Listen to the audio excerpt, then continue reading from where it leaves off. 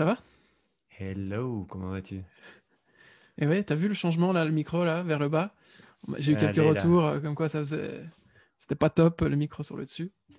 Ouais, ouais, ouais. Comment Et tu on a vas? Ça va très bien, écoute. Ça se passe bien, il est Noël. Enfin, il est Noël, c'est Noël plutôt. Il y a des personnes, j'ai eu des calls cette semaine qui m'ont dit, mais attends, ton sapin, il est contre le mur. Genre, il est posé contre le mur. Je dis, non, non, c'est un effet parce que le mur est un peu penché. Ouais. Mais non, non, on l'a pas simplement posé contre le mur. La joie de Euh, vivre dans les toits de Paris. T'as de Paris, exactement. T'as les murs qui se Euh, penchent. c'est ça. Sinon, ça va très bien, toi. Ça va très bien. Et je voulais commencer le podcast avec une petite histoire, une anecdote qu'on connaît tous les deux et qu'on kiffe sur Internet. C'est l'histoire de Nicholas Green Outdoor. Je sais pas si tu t'en rappelles. C'est le petit Non. YouTuber qui, lors de ses 14-15 ans, je pense, ouais, pour fêter les 70 subscribers qu'il avait sur sa chaîne, est allé camper tout seul dans la nature, en mode alone, pour la première fois de sa vie. Et donc, il a fait cette vidéo en janvier 2018, donc dans le froid, dans le brouillard. Et bah, du coup, 2 ans plus tard, maintenant bientôt 3, il a 560K subscriptions sur sa chaîne YouTube. Sa chaîne YouTube, c'est un total de 23 millions de vues. Et cette vidéo-là en particulier, c'est 15 millions de vues.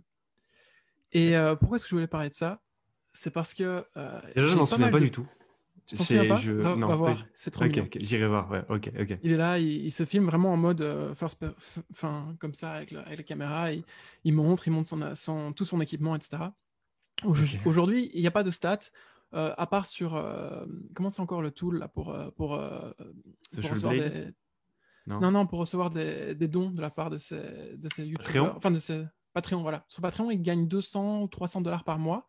C'est pas grand-chose, surtout au vu du nombre de subscriptions qu'il a. Par contre, je suis sûr qu'il est ultra demandé par tous les équipementiers d'outdoor du monde. Mm, Des mm, mm. tentes, les sacs de Parce que couchage, tout pour le ça. coup, sa niche, c'est l'outdoor. Ouais, ouais, c'est Ok. l'outdoor. Alors, il se montre en train de faire du feu, en train d'aller camper, et aussi en train Je, de je- chasser. Enfin, je sais c'est il vraiment y en a plein des youtubeurs comme ça. Moi, j'étais tombé super méga fan d'un mec en Norvège, je crois. Et genre, j'ai dû te l'envoyer à un moment donné. C'est un mec en Norvège, un barbu, cheveux blancs, barbe blanche, avec un enfant et une femme. Ils sont dans une petite cabane. Je crois que c'est en Norvège, je pense. Et genre, pareil, il va chasser avec son gosse. Il fait tout avec son gosse. Il va chasser, il va faire des cabanes dans la neige, dans les bois. Euh, c'est assez ouf, quoi. Genre, il cuisine au milieu de la neige. T'es vraiment en mode. Ah oui, oui, je me Et, rappelle. et à chaque fois, il essaie d'avoir des mini-morales en mode j'essaie de me reconnecter avec la nature et je fais ça avec mon enfant. Et genre, t'as le petit il avec une hache, il coupe du bois. Et moi, une fois, j'ai essayé de couper du bois, je me suis fait mal à l'épaule. Ça fait. C'est pas facile de couper du bois avec une hache. C'est C'était chaud, quoi. avant ou après avoir immigré à Paris? De quoi avoir coupé du bois. Oui, oui. Pendant, Et tu t'es fait mal. j'étais chez ma mère et en Belgique et elle a un feu à bois et du coup elle m'a dit ouais il faudrait couper du bois. Et d'habitude on a un mec avec une tronçonneuse quoi. Et là je me dis non tu sais quoi je vais le faire. Donc j'ai acheté une hache, je suis parti acheter une hache. Je suis rentré chez moi, j'ai essayé de couper du bois. Je me suis fait très mal et j'ai plus jamais sorti la hache. Elle nous sert de sécurité maintenant. Elle est Ah Bon, oui, je devrais pas le dire pour le coup. Elle est cachée derrière la porte si jamais il se passe un truc. ne pas Donc aller voilà. voler chez Jedi. Mais pourquoi est-ce que je voulais te parler de ça? Parce que on parle justement de morale. J'adore en fait toute cette philosophie de descendre dans l'arène. On en a déjà parlé plusieurs fois tous les deux, j'en parle souvent avec des gens. Et en fait, il n'y a rien qui est plus respecté dans notre monde en tout cas, que les gens qui prennent leur courage à deux mains et qui descendent dans l'arène et qui s'exposent en fait. Et ce petit-là, avec ses 70 subscribers sur YouTube en 2018, il savait pas ce qui allait lui arriver, mais il est descendu dans l'arène et il s'est exposé. Il a parlé de sa passion, il a parlé devant tout le monde. Et ça, c'est un petit clin d'œil pour tous mes potes qui sont en train d'imaginer leurs futurs plans, de faire des plans peut-être un petit peu sur la comète, et qui veulent pas descendre dans l'arène, et ça me rend fou. Alors à chaque fois, je leur dis, descends dans l'arène. Alors il y en a un qui veut devenir DJ, je lui dis, fais une chaîne Twitch et montre-toi en train de mixer le dimanche, parce qu'en plus, on peut même plus sortir, tout le monde va venir t'écouter. Il y en a un autre qui veut lancer son produit et il en parle pas. Il y en a un autre qui veut lancer sa chaîne YouTube et il fait pas la vidéo. Et pourtant, c'est des mecs qui sont carrés et qui sont capables, tu vois. C'est pas ça la question. C'est juste, ils descendent pas dans l'arène. Et je pense que le moment, quand tu commences à le faire, c'est comme un muscle que tu t'entraînes. Quand Ouais. tu commences à descendre dans l'arène, après, ça devient addictif. T'as envie d'y retourner tout le temps. Et voilà, c'était l'anecdote avec laquelle je voulais commencer. Et en Bah, fait, ce écoute, qui est ouais. bizarre, c'est que la psychologie humaine, on pense tout le temps que tout le monde est pointé du doigt, enfin que toute personne qui lance quelque chose, qui s'expose, qui bulle dans le public est pointée du doigt. Et pourtant, en fait, la psychologie, elle est inversée à ce niveau-là, je trouve. Enfin, en tout cas, c'est mon expérience, mon observation. C'est que, en fait, ceux qui auraient pu te pointer du doigt à la base parce que tu lances un truc, tu t'exposes, eh ben, quelque part, ils commencent à t'admirer. En tout cas, ils te respectent. Il y a une forme de respect qui s'instaure naturellement, en fait, parce qu'il y a des gens qui descendent dans l'arène et ces gens-là sont. C'est une règle humaine, psychologique, sociale. Ils sont d'office respectés. Même si tu te Mm. plantes. C'est même ça qui est beau d'ailleurs. Et même d'ailleurs, à la rigueur, ceux qui meurent sont ceux qui sont les plus regrettés quand, dans une arène. Donc voilà, je voulais commencer là-dessus. Et je trouve Non, que, en non, plus, ça. écoute, je suis totalement aligné avec toi et aussi toute l'image qu'on peut se faire euh, avant de descendre dans l'arène et on se rend compte qu'une fois qu'on est dans l'arène, il n'y a personne, il n'y a pas de spectateurs. Et en fait, il faut juste se battre et commencer à attirer du monde et il y aura au fur et à mesure des spectateurs. Ce que je veux dire par là, c'est que, par exemple, j'accompagne beaucoup de personnes qui essayent de se lancer dans l'entrepreneuriat et souvent, je leur conseille de s'exposer sur les réseaux sociaux autour de leurs produits, de leurs services, peu importe. Ils sont tous flippés. Ils sont tous flippés à l'idée de devoir afficher ce qu'ils sont en train de faire, en fait.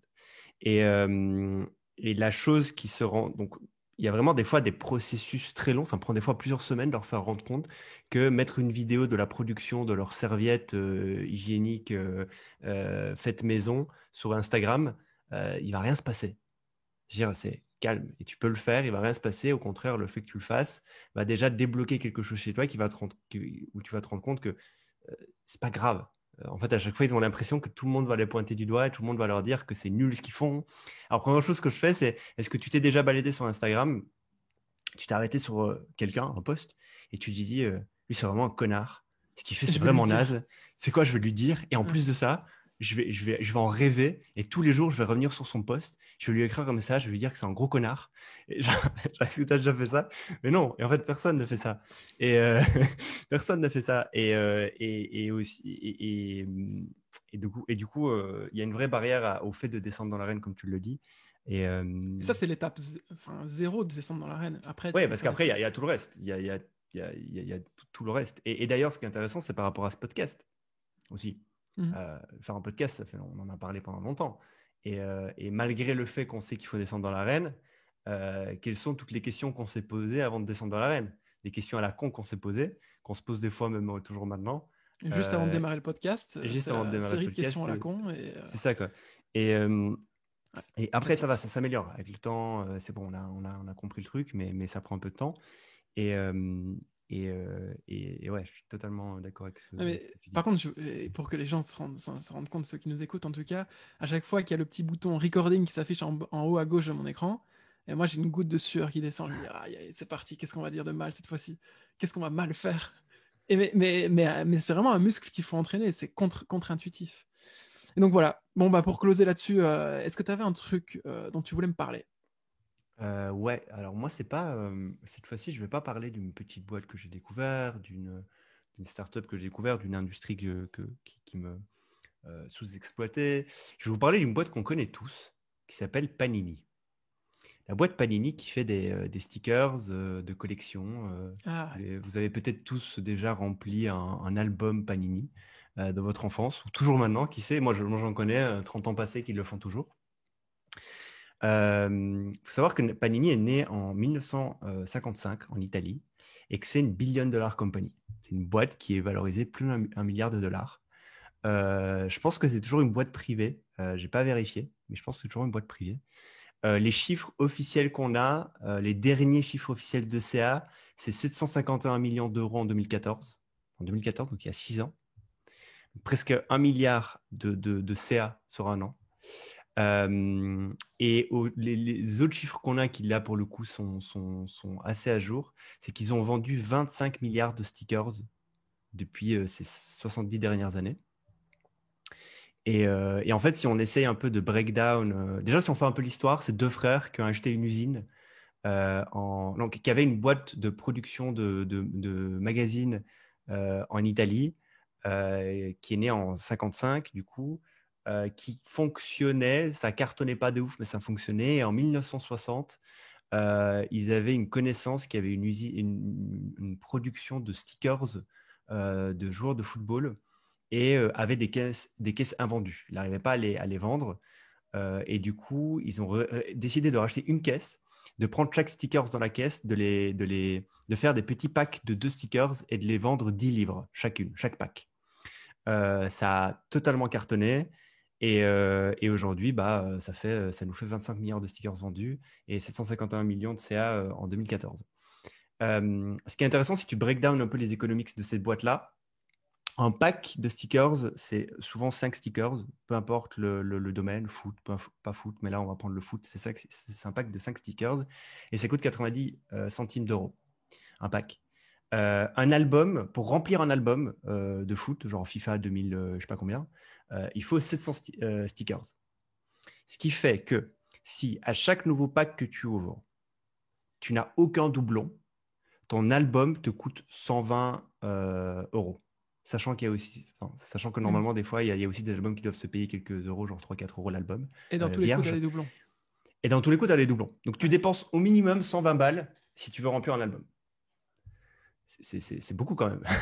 C'est beaucoup. En fait, c'est génial cette. Enfin, je suppose que tu vas en parler aussi de cette façon Ouais, de croître mais et de faire clairement, de alors, l'upsell par défaut en fait dans le on va en produit. parler. Ouais. On va en parler.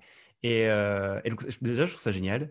Euh, Panini a un gros edge, un gros élément compétitif, c'est que déjà, ils ont les droits d'image de beaucoup de licences que leurs compétiteurs n'ont pas, type FIFA, tu vois, ils ont les droits de la FIFA Cup 2010-2014 et les chiffres officiels, c'est que ça leur a coûté 1 million d'euros pour avoir les droits 2010-2014. Ce que je trouve ridicule. Ouais, c'est pas cher. Je trouve ça ridicule. Enfin, 1 million pour pouvoir prendre des photos, utiliser l'image de marque de la FIFA et des joueurs, c'est ridicule. Un chiffre comme ça, c'est qu'ils avaient payé Ronaldo, je crois que c'était 125 000 dollars pour qu'il signe 1000 stickers. Encore une fois, c'est ridicule. Enfin, ça me paraît ça me paraît vraiment ridicule, tu vois. Sachant la viralité qu'il y a autour de Panini, quoi. Quand tu achètes un album, quand tu es fan, tu veux le terminer. Tu vois. Et en fait, je trouve que Panini, c'est un exemple type d'un produit low value. Tu vois, c'est factuellement, c'est du papier, quoi. C'est du papier coloré, ça n'a pas beaucoup de valeur. Mais d'un produit low value qui a trouvé un produit market fit parfait grâce à plusieurs effets.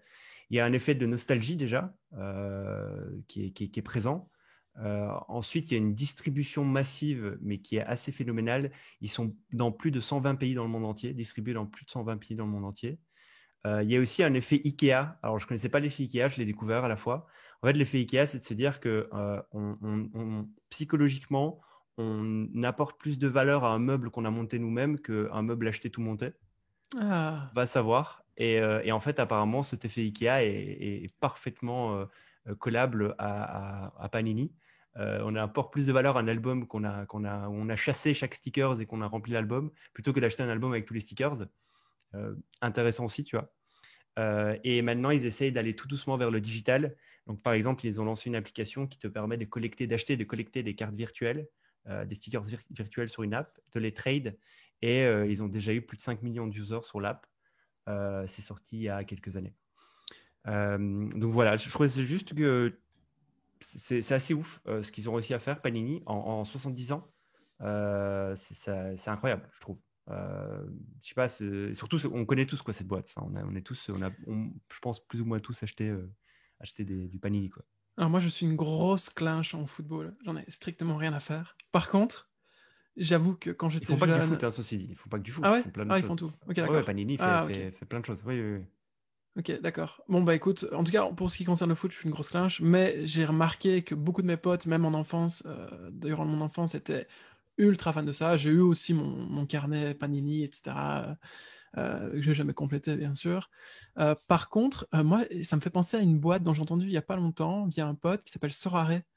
Je sais pas si tu vois, c'est donc pareil, c'est du trading de cartes euh, collectibles sur le football, mais basé sur la blockchain Ethereum. qu'en gros, tu Ok. sais que les cartes sont uniques, etc. Elles se trade. Enfin, donc c'est pas mal, c'est intéressant aussi. Et c'est aussi la même, le même marché finalement. Mm. Sauf que c'est Avec une barrière à l'entrée quand décentralisé. même un peu plus Ouais, complexe. oui, parce Mais qu'il faut faire des transferts, des MetaMask, etc. J'imagine, ouais. mais intéressant en tout cas. Et toi, par exemple, Panini, là, si on te donnait Panini maintenant, c'est quoi le premier truc que tu ferais Ah pour merde, je passer de sais pas. 1 milliard à 2 milliards? Ah putain, si je savais, mec. Euh, je sais pas c'est quoi Déjà, j'aimerais savoir qu'est-ce que eux aimeraient faire maintenant, Mhm. là, pour continuer à grossir. Euh, je pense pas que le digital soit. Enfin, tu vois, genre le fait de sortir une app où tu peux acheter des stickers, enfin, je trouve pas ça. Alors, je vais dire, je trouve pas ça. Genre, a priori, je trouve pas ça dingue parce que tu vois, il y a un effet physique. Moi c'est ça que j'aimais bien, c'était avoir un album, trader les petites figurines, enfin, avec les petites. Parce qu'ils font aussi des figurines, ceci dit, ils font aussi des statuettes, Panini, ils font plein de choses. Mais trader les petits stickers avec les potes. Et en contrepartie, j'ai envie de te dire, quand tu regardes ce que FIFA fait avec FIFA chaque année sur PlayStation, sur ordinateur et sur Xbox, les dizaines de milliers d'euros qui se dépensent dans les FUT. Donc les FUT, c'est donc tu peux jouer aux jeux FIFA et en fait, si tu veux, tu peux acheter des packs de cartes de joueurs et ensuite, si tu as en fonction dans chaque pack, tu as des joueurs avec des stats différentes. Et en fait, tu peux les intégrer à ton équipe et jouer avec ton équipe. Ok. Euh, Par exemple, récemment, je regardais un streamer qui jouait à FIFA et ils ont lancé euh, 50 000 packs une soirée. Donc FIFA a plus ou moins 50 000 packs en une soirée. Et ils ont été vendus et ils ont généré plus de 15 millions dans la soirée de dollars en une soirée. Donc tu vois, le fait que je sais, a priori, j'ai pas l'impression que les cartes digitales, ça fait sens. Bah là, c'est faux Et dans ce surtout, cadre-là. surtout si tu fais enfin, si tu mets une croix sur les cartes digitales, tu fais aussi une croix sur le marché secondaire. Parce que C'est-à-dire, nos cartes Panini, on s'est échangées entre nous. Imagine maintenant un système où, ok, il y a un nombre limité de cartes, et si tu veux reprendre une carte, il faut racheter, et que tu veux revendre une carte à ton pote, et ben lui, il est obligé de te mettre de l'argent sur la table ou de faire un échange, mais tu prends une commission à chaque fois, en tout cas. Tu vois, donc il y a aussi un effet levier incroyable s'il y a un vrai marché secondaire qui est directement inscrit dans l'app aussi.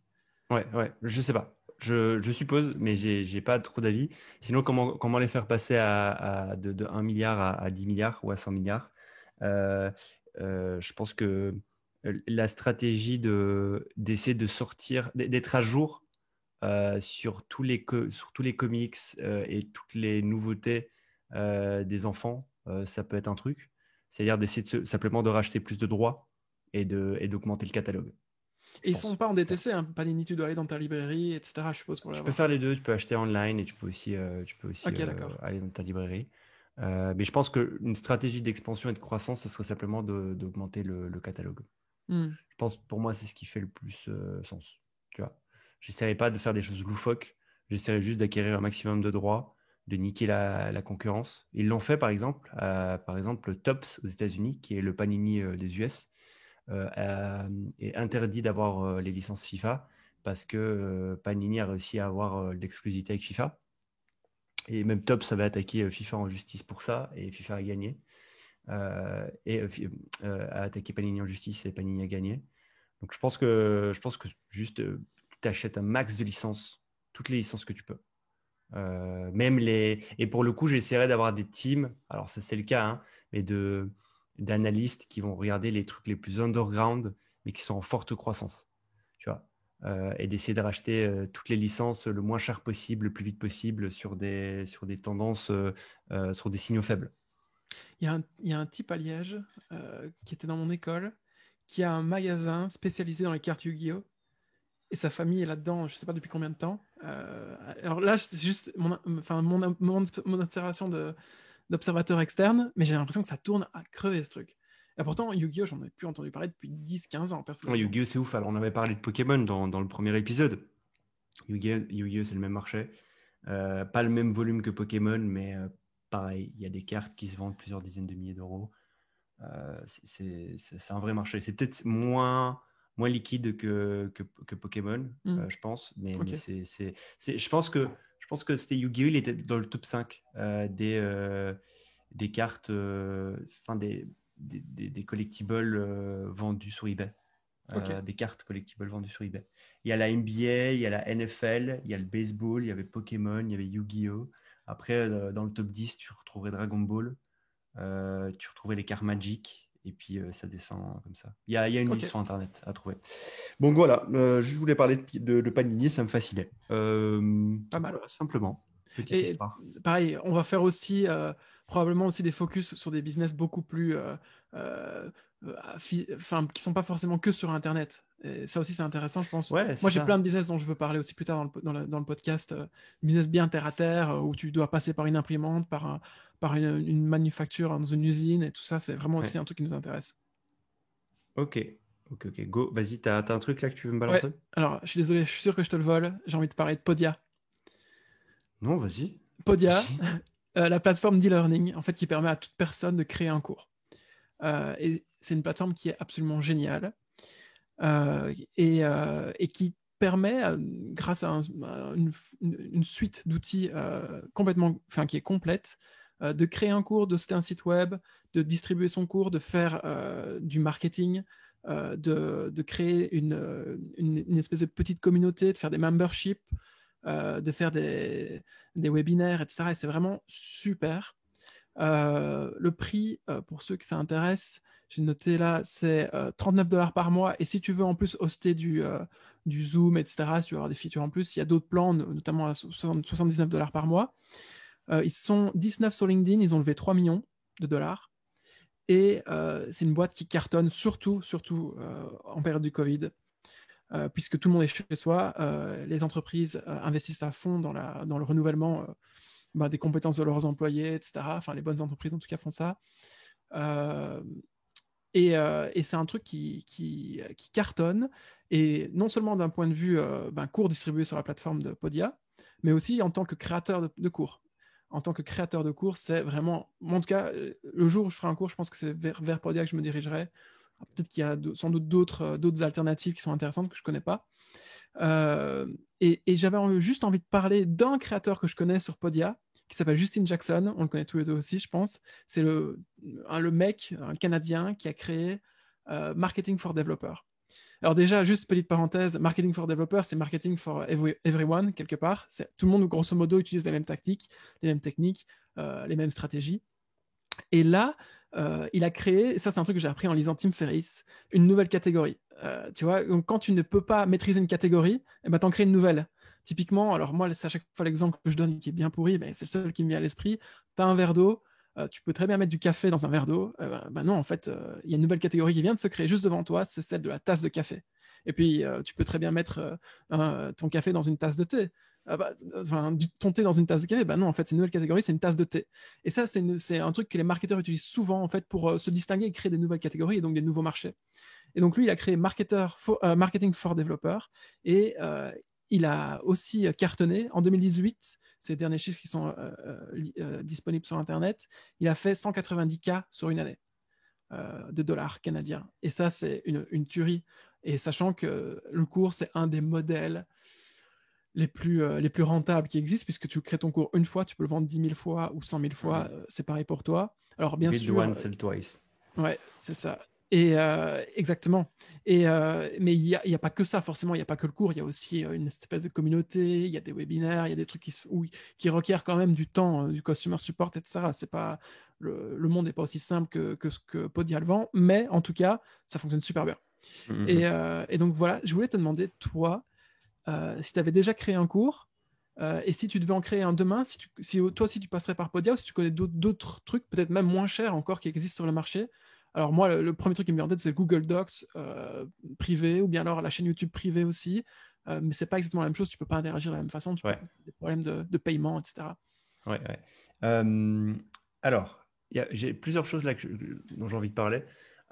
Si moi je devais faire un cours, alors ce que j'en ai déjà fait, j'ai déjà donné des cours dans des Physique. endroits que les autres Mhm. personnes hostaient, même en ligne, Ok. mais j'ai jamais moi-même hosté un cours et créé un cours de A à Z. Ça va certainement être dans les cartons 2021, peut-être même avec toi, qui sait. Euh, donc, je veux le faire, ça c'est sûr.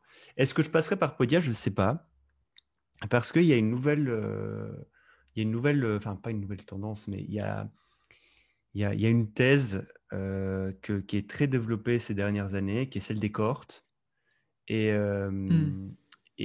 ça veut dire C'est pas une quoi? feature. Ouais, c'est pas une feature. Et en fait, il y a plein de nouvelles plateformes qui sont en train de se lancer, dont une très grosse, qui a la feature des cohortes implémentée. Donc, c'est de se dire qu'en fait, les cours en ligne, c'est cool.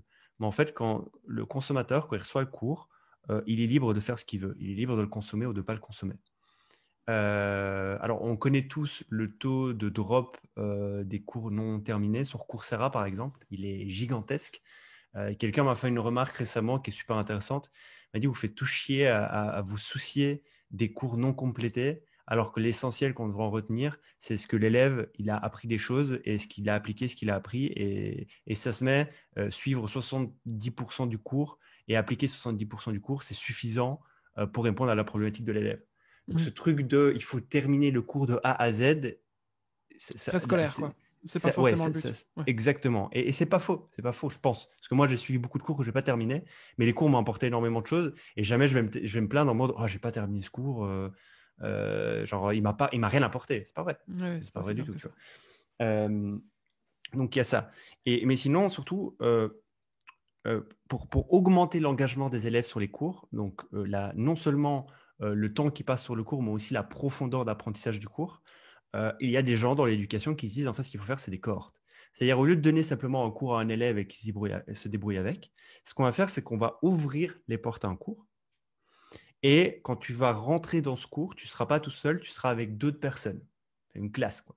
Et donc le cours, il commence le 10 février, il se termine le 20 février, tu as 10 jours. 20 février, tu n'as plus accès au cours, ou tu as accès qu'à une partie du cours. Et donc tu te dois, pendant ces 10 jours, de faire un bootcamp intense avec tous tes potes. Il y a aussi un sentiment de, vu que vous commencez tous en même temps, vous êtes plus ou moins tous au même niveau. Ce qui n'est pas vrai, il y en a qui ont quand même plus de connaissances, mais vous êtes quand même censés tous commencer au même niveau. Et donc, grâce à un aspect communautaire et de cohorte, Hmm. vous pouvez aussi vous entraider pour achieve les objectifs du cours. Et donc, il y a aussi dans le principe de cohorte de mettre des objectifs et des paliers dans le cours. Et donc, il y a des gens qui, leur théorie, c'est de dire, en fait, si tu fais un système de cohorte, tu as de un, des meilleurs élèves, de deux, des élèves plus intentionnés dans la profondeur d'apprentissage du cours. Et vu que tu as ça, de trois, tu as des clients plus contents. Et vu que tu as des clients plus contents, tu as un système de référol plus important. Et donc, à l'entrée, tu as plus de monde qui rentre. Et par exemple, il y a Gagan, dont j'ai oublié son nom de famille ou son prénom, je ne sais pas si Ouais. Gagan, c'est, Le qui est en fondateur train de de. créer, je sais plus, c'est Teachable, non, je crois. Je pense Teachable, que c'est l'autre.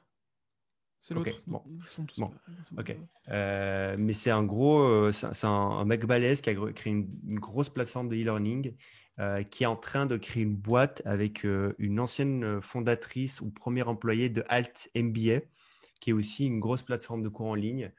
Et ils sont en train de créer toute une plateforme qui est basée, donc c'est un Podia, mais basée sur le système de cohorte. Et donc les features qui seront sur le produit tourneront autour du principe de cohorte, en fait. Et écoute, voilà, je trouve. Ouais, donc, ça, c'est la première chose. Deuxième chose, Juste euh, parenthèse pour ceux qui veulent aller ouais, voir, c'est Gagan Bihani et il a ouais, fondé Udemy. voilà, Udemy, Mhm. que peut-être certains s'y connaissent. Euh, donc, il y a ça. Deuxième chose, je trouve que marketing for developers, c'est tellement smart de dire marketing for quelque chose. On en avait Mhm. même parlé, je me souviens, il y a quelques mois. De dire, en fait, tu peux faire marketing for everything et genre essayer de verticaliser ton marketing et de le spécialiser pour tout, sachant que, in fine, la réalité, c'est que tout le monde fait la même chose. Il y a peut-être Il y a des 10%, nuances, mais ouais, pas. il y a 10% du truc, c'est des nuances, mais les fondamentaux sont les mêmes pour tout le monde. Mais de se dire qu'au niveau marketing, et au niveau branding, je vais essayer de le verticaliser. Ça te permet d'avoir un message unique avec une population unique et de lui parler directement pour qu'elle t'entende. Et surtout, Et si qui après tu fais des sait cohortes, en plus. le système de Et, référent par vertical sera beaucoup alors, il y a plus ça. vite. Et surtout, si tu mets 10 développeurs entre eux à apprendre du marketing, c'est génial parce Mhm. que tu n'as pas 10 cerveaux différents. Tu as 10 cerveaux qui sont normalement formatés de la même façon et, euh, et, euh, et du coup, qui sont peut-être même censés s'entendre mieux entre eux. Enfin, à voir, tu vois. Mais L'exception qui fait la règle, c'est probablement les développeurs. ouais, ouais. C'est vrai, c'est peut-être pas le bon exemple. Mais du coup, qu'est-ce que je voulais dire là-dessus? Euh, Ouais, marketing for le développeur, c'est smart et c'est trop drôle parce que tu me parles de ça parce qu'il y a quelques semaines, il y a un mec qui m'a contacté, un Français, qui est en train de faire marketing for naturopathe. Je crois que c'est naturopathe. Il cartonne, les mecs. Quand je dis qu'il cartonne, c'est que je pense qu'il m'a envoyé un message avant l'été ou pendant l'été. Il venait de commencer. Ils sont deux. Ils ont record des sessions sur comment faire du marketing en tant que naturopathe. Euh, donc avec 90% des bases du marketing et 10% plus orienté naturopathe. Euh, et il m'a envoyé un message récemment, donc ils sont deux. Il m'a envoyé un message récemment. Il m'a dit qu'ils ont fait 25 000 euros de CA le mois passé, sachant que le CA sur du cours, c'est plus de 90% Mhm. et, de marge. Et c'est génial, en fait. Et surtout aussi au niveau de la compétition. Je veux dire, tu n'as personne qui, enfin, personne, j'en sais rien, mais tu dois avoir très peu de monde qui vend du cours pour naturopathe. Du marketing pour le naturopathe. Et au niveau des ads, par exemple, si jamais ils font de la publicité pour targeter des naturopathes pour le vendre le cours, ils ne doivent pas avoir trop de compétition, quoi, je pense. Et ce fait-là C'est aussi, tu peux sûr. compete au niveau des ads, tu peux aussi avoir des coûts d'acquisition plus bas, donc faire plus de marge. C'est sûr. Euh, D'ailleurs, et au- leur méthode d'acquisition, eux, c'est les ads Facebook, c'est ça? je pense, je crois que oui, Ouais. c'est ça, il m'avait dit c'était ça. Et ce serait même trop cool parce que le mec, genre, il faisait quelques centaines d'euros. Là, il a fait 25 000 euros sur un mois. J'ai trop envie de l'avoir ici, quoi. J'ai envie de l'inviter. J'ai envie qu'il nous parle de pourquoi, du comment. Donc, on verra si on peut même l'inviter. Donc, voilà. Je sais pas, c'était quoi toute notre question? Oui, du coup, bah non, c'est bon. Donc, du coup, tu n'as pas encore fait de cours, sauf quand tu étais intervenant, et tu Ouais, voudrais probablement en faire un dans l'année qui vient, mais s'il pouvait y avoir une feature cohorte, ça ferait beaucoup plus de sens. ouais, Donc, je pense. donc si on devait recommander quelque chose à quelqu'un qui voudrait faire un cours, c'est faire un cours en cohorte, euh, sur une verticale ultra niche. Comme ça, tes coûts d'acquisition seront bas, du coup, ton bénéfice sera, sera beaucoup plus élevé, etc. Et en fait, tout se tient. Cercle Ouais, vertueux, je pense. Après, c'est pas une règle absolue. bien Mais sûr. ouais, en tout cas, c'est ce que moi, j'aimerais faire. Et ouais. Enfin, fais pas un cours sur l'entrepreneuriat. Enfin, en tout cas, moi, c'est ce que je lui dirais. Oh, arrête tes conneries, fais pas un cours sur l'entrepreneuriat ou sur. Ah, et même à la rigueur, on en parlait aussi, on en parle sur la communauté FanSpot. Il y a plusieurs personnes qui veulent lancer des cours en grosse. Euh, Toi, tu connais un gros pour qui ça fonctionne bien. Et moi, je me Ouais, mais fous alors, il est tellement spécialisé targeté. Ouais, pour le coup. Tu vois, il se spécialise. Genre, il va dire, OK, je fais de la growth B2B, par exemple. ok. Donc déjà, ils essaient de sous-segmenter parce que la growth, c'est large. Tu vois. Et même au niveau de la qualité en fait de ton cours. Si tu Mhm. dis, on va juste parler growth, ok, mais enfin, mec, je veux dire qu'il y en a des sujets dans la growth à traiter. Il y a de la growth early stage, il y a de la growth pas early stage. Et c'est une question d'éducation du marché. C'est que la growth, c'est pas la même chose quand tu viens de démarrer que tes deux pellets dans une pièce, avec 10 euros de budget, tes mains et tes pieds, et une équipe de 20 personnes dans ta team qui sont prêts, déjà 3 personnes dans ta team qui sont dédiées à ça, et une équipe de 20 personnes, et vous êtes post-série B et vous faites de la growth. C'est un monde totalement différent. Donc déjà, tu Mhm. peux segmenter par typologie de personne, enfin par typologie de boîte et du coup par besoin. Et Et difficile de puis, trouver ces gens-là quand même. Si tu dois les identifier sur le marché, ok, je pense que ça prend beaucoup plus de temps d'aller identifier dans une même catégorie différents stades d'évolution versus aller identifier des mini-niches sur Facebook, par exemple. ouais, je sais pas, alors peut-être pas sur Facebook, mais tu sais, sur LinkedIn, tu les trouves, les employés growth post-série A, hein. Ça se trouve. Oui, oui. Ça se trouve, tu prends toutes les levées européennes qui ont fait une série A, quelques D'ailleurs, scripts et LinkedIn a tu un peux. outil qui est absolument extraordinaire là-dessus. C'est le Sales Navigator. Pour ceux qui n'ont jamais utilisé, c'est intéressant. Vous avez droit à un mois gratuit la plupart du temps, si vous l'avez jamais fait. On n'est pas Et affilié. ouais, on a un lien affilié, vous allez voir. Non, je rigole. Et du coup, vous pouvez segmenter dans la recherche de boîtes ou de personnes en fonction de la croissance au dernier quadri. Et ça, c'est très, très, très fort. Donc, ouais, Voilà. Et tout il ça, y a... c'est de la soupe, hein. Enfin, c'est notre petite popote interne. Donc, ouais, donc voilà. Vas-y, à ton Moi, tour. Next. Euh, je vais t'en faire un petit. Ouais, alors, juste un truc, j'ai découvert une app récemment, ça va être super rapide. Je l'ai découvert genre il y a 1 heure, donc ça va être très, très, très rapide. C'est des Français qui ont lancé une app qui s'appelle Photoroom. Photo comme photoroom, comme pièce en anglais. C'est une app qui te permet de détourer. Alors, c'est simple comme bonjour, mais c'est très compliqué technologiquement à faire. Ça te permet de détourer une image très rapidement. Je me suis dit, ok, mais encore, tu vois, enfin, ok, détourner une image. Euh, et puis ce matin, j'ai eu quelqu'un qui essayait de, qui doit créer du content pour Instagram. Elle a des produits physiques et elle me disait, ouais, j'aimerais bien faire un post comme elle me montre le post de quelqu'un d'autre. Et je fais, bah oui, bah lui, ce qu'il a fait, c'est qu'il a pris une photo de son produit, il l'a détouré sur Photoshop, il a mis un background. Et il me dit, ah oui, mais moi, je ne peux pas utiliser Photoshop. Et je me suis dit, mais ouais, ok, mais apprends à leur utiliser Photoshop, tu vois, va sur YouTube, etc. Et puis je me suis dit, ouais, mais c'est pas si simple. C'est vrai que quand tu es vraiment noob, noob, noob, c'est pas super simple à prendre en main. Et genre, il y a 1 heure, je découvre cette app et je me dis, vas-y, est-ce que ça me fonctionne bien? Et donc, je prends en photo mes AirPods sur une table. Et ce que je fais, j'essaye de trick un peu le logiciel. Je le prends mes AirPods, ils sont blancs sur une table blanche. Je me dis, tu vas voir, je vais le niquer. Je prends en photo les AirPods et il me découpe ça, mais d'une façon, mais nickel. Il me fait ça instantanément. Et puis, je me suis amusé. Vas-y, je vais essayer d'autres trucs. Et j'ai commencé à photographier plein de choses chez moi. Même je me suis photographié moi. Ça découpe, mais genre parfaitement bien. Et après, derrière, il te propose de mettre des backgrounds en fond Ouais. de qualité et même de customiser les backgrounds. Et c'est genre, c'est assez ouf comme app. Et juste, voilà, j'ai découvert ça. C'est pas mal. App mobile, Photoroom, je l'ai aussi, hein, je viens de vérifier, je l'ai déjà utilisé aussi. Et moi, sur desktop, j'utilise remove.bg. C'est le truc le plus efficace du marché. C'est un drag and drop. Tu viens, tu déposes ton app, ton image, et il découpe tout derrière. Il découpe la personne. Tu peux aussi personnaliser le fond, etc. Tu peux aussi le faire avec des vidéos. Et ça, c'est hyper fort. Certains de mes anciens collègues se souviendront de certains petites blagues par rapport à ça, mais c'est génial. En fait, tu peux faire plein de choses avec ça. Ok, Faut ok, trop ok. les. Bon, ben voilà, c'était petite app. Euh, et juste, j'avais envie d'en parler parce que je suis sûr qu'il y a des auditeurs qui vont en bénéficier. J'ai envie de parler d'un business et c'est un business où je suis un peu sceptique. Je vais dire pourquoi. Il y a une boîte en France, c'est des Français slash Espagnols, je crois qu'on lancé ça, qui s'appelle AnyLeads. C'est une boîte qui vous permet de trouver des prospects, des informations sur des prospects et de prospecter grâce à de l'emailing pour un tarif pas très élevé. Et c'est très utilisé par toutes les personnes en B2B plus spécifiquement qui prospectent. Donc des équipes de sales, Ouais. des growth, peu importe. Euh, Ils ont eu une forte croissance. J'ai pas les chiffres, j'ai pas, mais ça a l'air quand même d'avoir grossi assez rapidement ces 3-4 dernières années.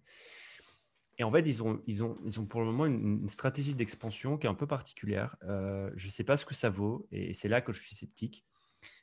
Ils ont ouvert leur SaaS. Donc, en fait, ils ont une palette de 5 ou 6 softwares. Ils les ont ouverts en white label. Donc, ça veut dire qu'aujourd'hui, moi, un Jedi, si je veux, je vais sur leur site qui s'appelle Sell SaaS. Je mettrai le lien dans la description. Ils me montrent les 5 SaaS qui sont prêts à me vendre en white label. Je choisis lequel je veux. Je peux même tous les cocher. Et je peux créer un site avec mon propre logo, mon propre nom, ma propre image de marque. Et en fait, je peux vendre ces softwares sous forme d'abonnement à mon audience sans que l'audience remarque que c'est pas à moi que les softwares sont pas Ouais, à le moi. principe du white Et labeling, quoi. c'est ça. Et moi, derrière, je prends une commission. Je prends une commission. Et ce qui est vendu selon eux, c'est le fait déjà que tu n'as pas besoin de t'occuper du produit, ce qui est vrai, tu n'as rien à faire. C'est eux qui s'occupent du développement du produit, des mises à jour, de rajouter des features, ce genre de choses, et du support aussi. Donc, tu n'as Très bien vraiment ça. rien à faire. Tu as juste à faire ce Mhm. qu'on appelle de la distribution. Je suis très sceptique. Je suis très sceptique. Pourquoi très sceptique, non pas de leur côté stratégie de croissance, parce que je pense que ça peut être un bon canal, honnêtement. Ok. Tu vas choper tous les mecs qui veulent lancer un SaaS mais qui ne sont pas tech, ou alors tous les blogs d'affiliate marketing qui en ont marre de faire enfin, tous les blogs de marketing qui ont une audience, qui en ont marre de faire de l'affiliation vers des softwares, mais qui ont envie de prendre plus de marge. Et du coup, ils se disent, bah, tu sais quoi, vas-y, je me crée un Any Leads-like en une demi-journée et je prends plus de marge parce qu'effectivement, tu prends plus de marge que si tu faisais simplement de l'affiliation pour rediriger vers Any Leads. Ça peut se valoir.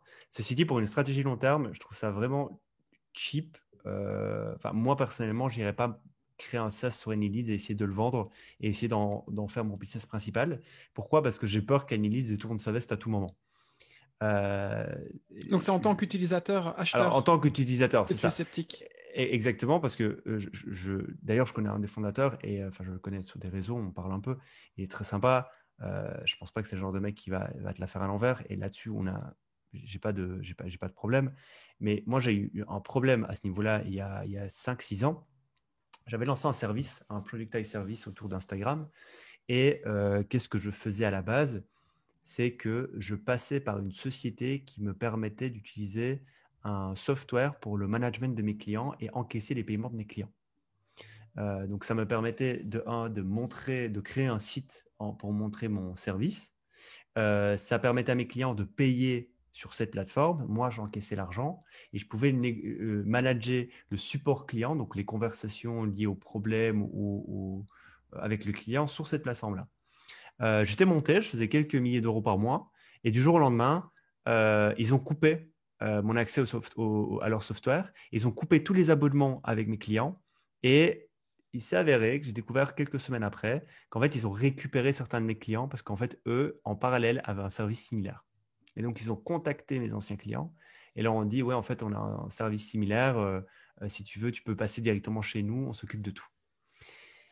Je l'avais eu, genre, j'étais dégoûté à ce moment-là. Tu vois. C'est cool. Après, je me suis relancé et parce qu'il y a des gens qui m'ont motivé, dont toi, je pense. Je pense que tu te souviens de cette Ouais, anecdote, je me si ça te rappelle, dit ouais. rien. Ouais. Et Je tu me m'avais rappelle du soutenu, nom. Ouais. tu m'avais dit, mec, vas-y, go, c'est pas grave. Et effectivement, j'ai bien fait parce qu'après, ça a bien pris. Mais je me dis, putain, imagine, il se passe la même chose avec Kenny Leeds. C'est vraiment, je pense que j'ai pas eu de chat, quoi. Tu vois, j'étais vraiment pas de chance, quoi. Mais t'étais en Euh, dehors de tout contrat, toi. J'étais déjà en dehors de ton contrat mais Enfin, même quoique, si j'avais je sais pas, conditions mais même d'utilisation, si il j'avais faut voir. ouais mais même si j'avais été dans l'ordre quoi ils te coupent les accès à tout ils te virent tes clients t'es à zéro tous les mois enfin je veux dire tu passes de 10 KMRR à zéro quoi. Mais c'est en cela que la plupart des boîtes qui choisissent d'offrir leurs produits en white label, en théorie, sont plus clean. Pa- Parce que, enfin, là, c'est deux choses différentes. Toi, tu passais par ce service-là pour une gestion quelque part de tes clients au jour le jour. Et enfin, ce service-là a lancé un service comparable au tien.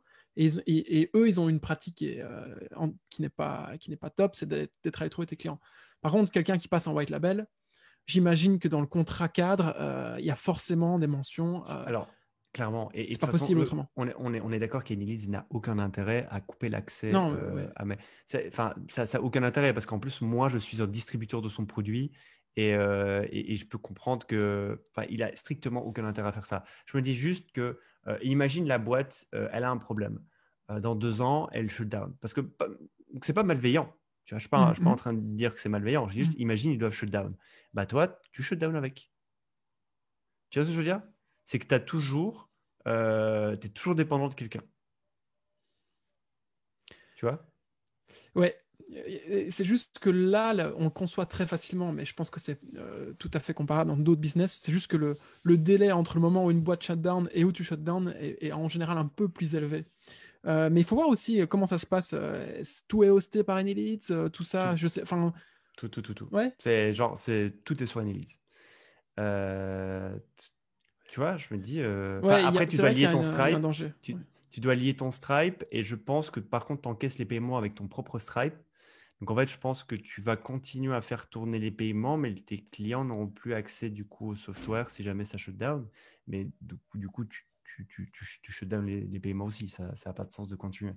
Mais, Mais en mais soi, le white tu vas. labeling, on en Vas-y, a déjà pardon. parlé plein de fois. C'est vraiment aussi un bon moyen de commencer à faire Par du contre, c'est un cash. bon moyen de commencer à faire du cash. C'est vraiment Ça, pour moi, en tant que side business, en mode j'ai d'autres choses à côté qui génèrent déjà du cash, mais j'ai une sécurité à côté, mais j'ai envie de générer une source de revenus supplémentaire et j'ai déjà une audience et j'ai envie de faire ça vite, c'est un bon truc, tu vois, je pense. Mhm. D'ailleurs, je connais un Français qui utilise le service en white labeling et il est actuellement, je pense qu'il est à 16K MRR, 16 000 euros MRR, il est tout seul et il a aucun frais à part les frais de cut de la plateforme.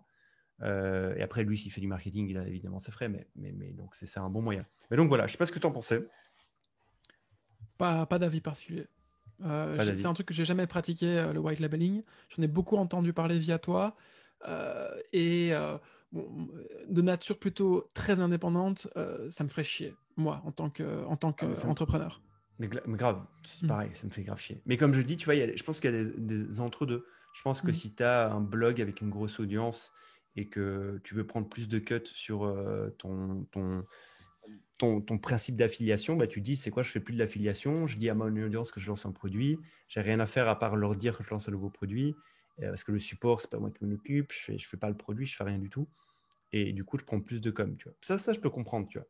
Et ça ferait sens et je peux comprendre. Mais bon, voilà. Voilà. Tout ça pour Nice. moi. Je mettrai les liens évidemment en bas. Ils ont 2 vidéos super drôles, promotionnelles, mais genre elles sont ultra drôles. Vous allez les voir, c'est vraiment Ils drôle. sont forts en Et marketing. Ouais. ils sont très très forts. Et détrompez-vous, hein, je ne suis pas en train de dire que c'est pas bien. Enfin, je suis en train de faire de la mauvaise pub. Parce qu'au contraire, les mecs, ils sont smart, Pour le coup, ils sont qualieux. Ouais. ils sont super sympas, ils sont quali. Donc, si vous voulez essayer, go. Hein. Enfin, ma foi, allez-y.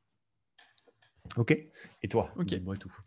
Alors moi, je veux vite parler. Alors du coup, on est à 48 minutes. Du coup, il nous reste max 12 minutes, c'est ça? Ouais, je pense, ouais. Pour faire Vas-y, ça vas-y. bien. Je vais parler de comment j'ai généré 3500 euros ces 30 derniers jours. Alors pour remettre un peu le contexte, euh, j'ai quitté mon taf chez Spacefield il y a presque un mois et demi maintenant. Et en revenant en Belgique, je me suis dit, OK, je veux surtout pas perdre la main, je veux rester hyper compétent. Qu'est-ce que je fais là tout de suite pour générer du cash dans les 30 prochains jours? Et du coup, j'ai sourcé autour de chez moi plusieurs ateliers de production dans la food, hyper nichés, sur vraiment des produits qui sont demandés surtout à la période de Noël. Et je me suis dit, tiens, je vais les contacter, on va faire un deal et je vais en fait juste ben, mettre leur business en ligne. Alors, c'était pas genre, je vous fais un site web, etc. Non, c'est, vous me vendez vos produits, moi je les Fais-le. vends sur, Fais-le. refais un petit site web. Non, non, c'était pas ça. C'est, vous me donnez vos produits, je les achète à un taux préférentiel, enfin un prix préférentiel, je les mets en ligne, je fais la distribution, je fais la logistique et c'est tout. Et du coup, je me suis associé avec un membre de ma famille et on a essayé de faire ça. Et en 30 jours, ça a plutôt bien explosé. Alors, c'est très simple. En fait, enfin, c'est très simple. C'est quelque chose que tout le monde peut faire, surtout en cette période un peu trouble à cause du Covid. C'est qu'il y a plein de boîtes qui avaient l'habitude de distribuer énormément de produits qui se retrouvent avec soit des clients qui ferment leurs portes, soit des excédents de stock et ils ne savent pas quoi en faire. Dans le pire des cas, ils vont le jeter. Dans le meilleur des cas, ils vont le vendre au rabais. Du coup, vous sourcez des produits de qualité. Ça, c'est vraiment hyper important. On ne parle pas là de dropshipping ou de vendre un truc. C'est pas du flip. Enfin, quelque part, c'est un peu du flip, mais c'est pas du flip d'objets utilisés, etc. C'est pas du garage sales. C'est vraiment, vous allez trouver quelqu'un qui fait du bon travail autour de chez vous, qui est réputé pour ça. Ça, vous pouvez très vite de trouver les gens qui sont réputés autour de chez vous en faisant des recherches sur Google. Vous les contactez et ensuite, s'ils sont partants, ça peut très bien fonctionner. Le mieux, en fait, c'est d'arriver en disant, voilà, j'ai une commande déjà de 50, de 100 unités. Ok. Vous me les faites à combien? Tu peux, Donc, en tu peux nous gros, expliquer step by step ce que tu as fait? donc ce que j'ai fait step by step, c'est que je les ai contactés. On s'est mis d'accord sur un prix. Moi, je les connaissais à la base, donc j'avais un avantage concurrentiel quand même majeur. J'ai pas dû m'introduire chez eux. Ok. Donc, je les ai contactés, on a fait un deal. Et puis ensuite, j'ai créé un site web. J'ai fait de la T'as distribution utilisé quoi pour Facebook faire Ads. un site web? Alors, j'utilisais Shopify. Ok. Shopify, c'est la solution clé en main pour faire des sites web avec solution de paiement, etc. J'ai créé un Stripe derrière. Si c'est la première fois que vous le faites, ça va vous prendre 2-3 jours. Si c'est la deuxième fois ou la 10e fois que vous le faites comme nous, ça vous prend une après-midi, même pas. Du coup, Shopify, créer une marque, acheter un nom de domaine, mettre le site web online. Et puis ensuite, Facebook Ads Manager, vous créez des pubs. Le mieux, c'est de faire des pubs, des vidéos de 30 secondes et vous les sponsoriser. C'est quoi la vidéo que tu as utilisée? Comment t'as fait quoi? Alors moi, j'ai fait une vidéo où je montrais des moments de la production qui sont super alléchants. Donc typiquement, c'était les produits qui sortent, les produits qui sont en train d'être préparés à la main, vraiment avec une notion d'artisanat, de savoir-faire Ok, avec quoi? local. Avec une caméra, ton téléphone? Mon téléphone, iPhone. Ok. Donc c'est vraiment à la one again. Et ça fonctionne super bien. Et franchement, ce qui est bien pour moi, parce que j'ai pas envie de faire ça toute ma vie, c'est que c'est un produit qui est très saisonnier, donc c'est-à-dire que ça se vend jusqu'en janvier. Mhm. Ensuite, je passerai à autre chose. Mais d'ici janvier, j'espère atteindre les 5 à 10K, sachant que c'est une croissance comme ça, du coup, en courbe classique. Euh, et, euh, et donc voilà, je pense que c'est vraiment un truc qui est sous-exploité aujourd'hui. On t'en avait parlé quand tu avais parlé de ton pote qui a fait quelque part la même chose, mais pour un grand chef. C'est Ouais. d'aller trouver des gens autour de chez soi qui sont réputés pour faire des produits de qualité et les distribuer à leur place. Et ça fonctionne super bien. Dans mon cas, donc c'est 3 500 € en un mois, enfin un peu plus de 30 jours, sur un produit saisonnier. Euh, Là où ça coince un petit peu, c'est au niveau du shipping. Le shipping, donc c'est simple. En fait, tout ce qui est distribution SRH, moi, enfin, on est tous les deux capables de faire ça, les yeux bandés. Par contre, shipping, préparation de commandes, ça, c'est vraiment un autre sujet. Alors, des fois, rentrer soi-même dans le truc et aller faire des distributions soi-même. Ok, parce Des qu'en gros, fois, c'est toi qui a livré. En gros, tu vas avec ta voiture, tu prends le truc dans ton coffre, tu oui, ça livres. m'est arrivé un week-end de devoir prendre. Enfin, c'est pas une horreur, hein. J'en ai parlé à un pote qui m'a dit, mais de quoi tu te plains? Tu te prends vraiment pour un petit parigot qui doit travailler. Oh, c'est difficile de travailler de ça. Parce que du coup, j'en parlais dans ma newsletter, tu vois. Mais, euh, mais non, mais en fait, le deal, c'était pas ça. Et je me suis retrouvé quand même à devoir faire des livraisons parce qu'on était en retard sur plein de sujets. Et donc, j'étais avec ma petite voiture le samedi et le dimanche à aller faire des livraisons partout en Belgique parce qu'on ne livre que en Belgique pour le moment. Et je trouvais ça super, super intéressant, surtout le côté, ok, on se met les mains dans le cambouis et on apprend à partir de zéro et ça fonctionne en fait. Et ça, c'était vraiment Ok. un sentiment qui était C'est ultra, ultra positif. c'est quoi? J'ai deux, trois questions. C'est quoi l'a priori que tu avais qui était faux, factuellement parlant? Euh, Qu'il n'y a que les gens autour de 20 km autour de chez moi qui allaient acheter. Finalement, il y a des gens Ok. partout en Belgique. Ok. C'est quoi le plus grand apprentissage que tu as eu depuis le lancement de ce produit-là? C'est que descendre dans l'arène, ça fait énormément du bien. Et même se prendre des merdes opérationnelles en pleine poire, c'est vraiment génial quand tu le fais un tout petit peu. Et qu'est-ce que tu aurais Et pu le mieux côté faire? honnête. Qu'est-ce que tu aurais pu mieux faire?